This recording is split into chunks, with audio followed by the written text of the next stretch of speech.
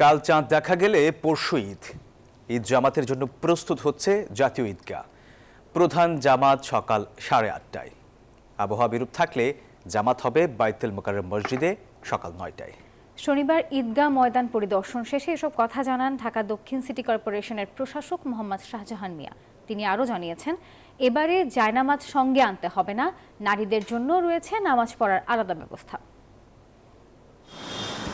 ঈদ উল ফিতরে ঢাকায় নামাজের প্রধান জামাত অনুষ্ঠিত হবে সুপ্রিম কোর্ট সংলগ্ন জাতীয় ঈদগাহ ময়দানে। সম্পন্ন হয়েছে সিংহভাগ প্রস্তুতি।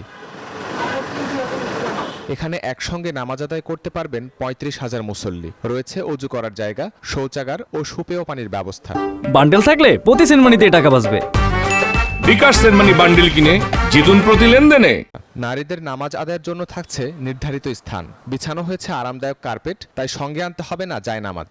ছাতা আনতে নিরুৎসাহিত করা হয়েছে মুসল্লিদের। প্রয়োজনীয় চিকিৎসা সহায়তার জন্য থাকবে 2টি মেডিকেল টিম।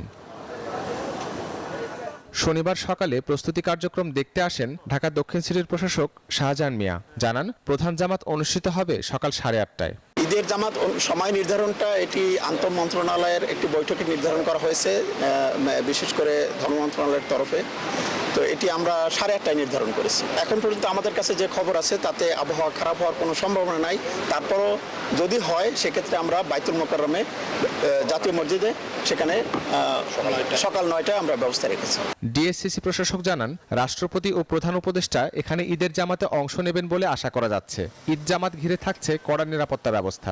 সার্বিক নিরাপত্তা নিশ্চিত করতে পুলিশ, র্যাব এবং অন্যান্য আইনশৃঙ্খলা বাহিনীর মোতায়েন থাকবে।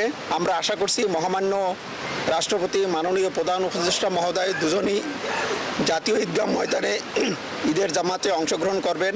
এটি আমাদের ঈদ আনন্দেরই বহুগুণে বাড়িয়ে দেবে।